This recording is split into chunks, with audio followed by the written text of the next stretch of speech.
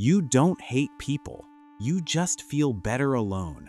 There's a difference. And somewhere inside, you've always known that.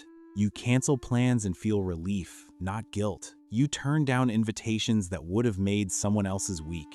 You sit in a quiet room and think, this is enough. This is actually enough.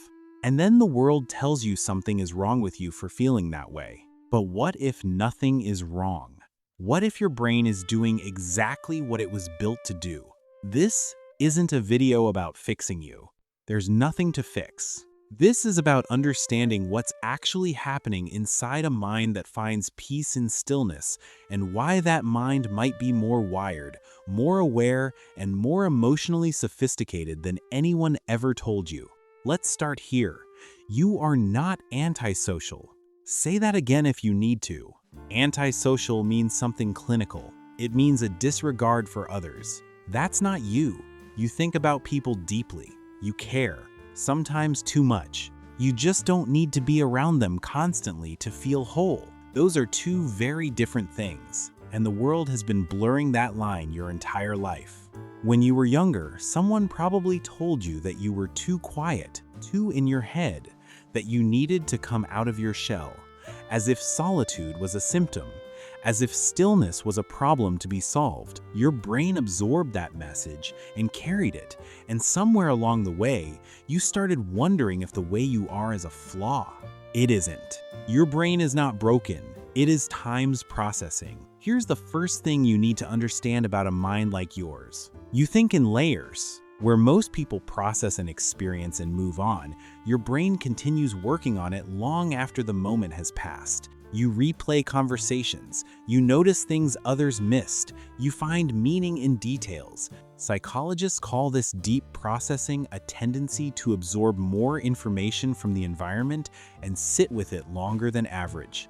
It is not rumination, it is not anxiety, though it can feel like it. It is simply a mind that doesn't skim the surface. And here's what deep processing requires: space. You cannot do that work in a crowded room. You cannot think in layers when you're being pulled in 5 directions at once. Solitude isn't laziness for you. It isn't avoidance. It's the condition under which your mind actually functions. The alone time isn't empty. It's full. It's where everything gets sorted, understood, filed away, made sense of. You're not hiding. You're working. There's something else happening too, and it's worth naming clearly. Social interaction costs you energy. Not because you're broken, not because you hate people, but because your nervous system is calibrated to take in more. More emotion, more noise, more micro-expressions, more unspoken tension in a room. You're running more processes simultaneously than most people realize, and that costs something. Think of it like this. Imagine a phone with 50 apps open.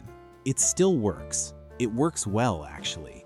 But the battery drains faster than a phone running 3 apps at idle. That's your nervous system in a social setting. Everything is on, everything is absorbing.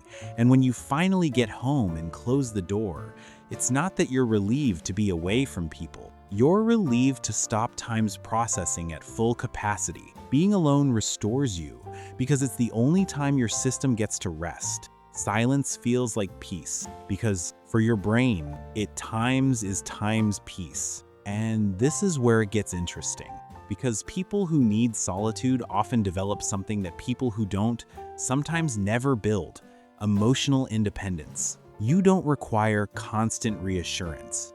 You don't need someone to tell you how you're feeling about a situation before you know how you feel. You sit with yourself long enough that you've learned to read your own interior.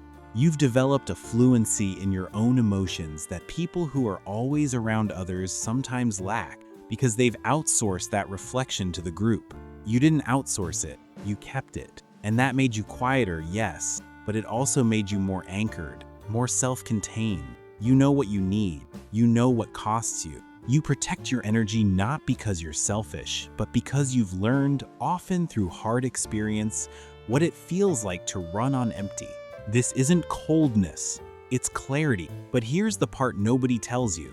There are nights when the quiet isn't peaceful, when the stillness tips into something heavier, when you sit in a room alone and instead of feeling restored, you feel the weight of it, the missing, the low hum of something that doesn't quite have a name.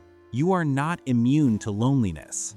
No one is. And this matters because people who prefer solitude sometimes confuse two very different things: chosen solitude, which restores you, and isolation, which slowly hollows you out. One is a room you walk into on purpose. The other is a room you can't find the door out of.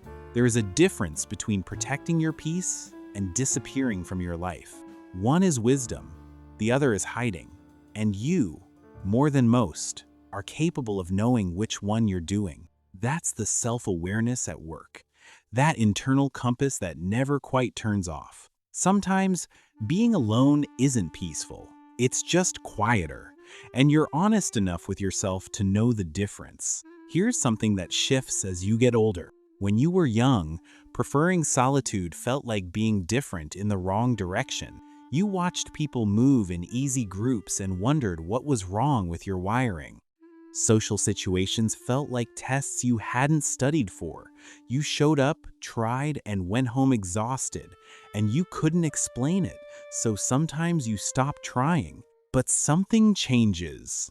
Slowly, and then all at once. You start to realize that what felt like isolation was actually time's selection, that you weren't failing at connection, you were learning to be precise about it. The friendships you kept weren't many, but they were real. Deep. The kind where you can go weeks without talking and pick up exactly where you left off. The kind built on actual understanding, not proximity or habit.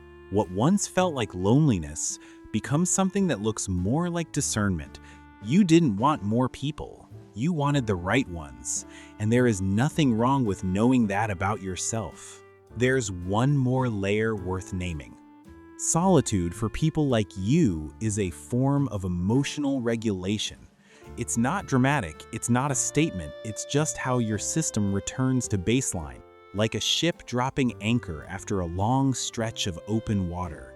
Not because it's stopping forever, just because it needs to times hold still for a moment. When the world feels loud, you go quiet. When other people unravel, you go inward. When everything is moving too fast, you stop. You find the familiar room, the one inside your own mind, and you let it do what it does best. Settle, process, restore. It's not withdrawal, it's maintenance. And here's what's worth sitting with.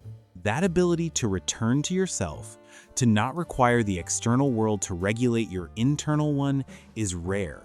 It's quietly powerful. It doesn't look like much from the outside. It never does. But it's the reason you can weather things that undo other people. It's the reason you recover the way you do. The reason you know yourself the way you do. So here's where we land. You are not too much. You are not too little. You are not missing some essential social gene that everyone else got. You are someone whose nervous system is sensitive, whose mind runs deep, whose energy is finite and precious, and who has learned slowly, sometimes painfully, to treat those things with care. You're not alone because you're broken. You're alone because you understand what drains you.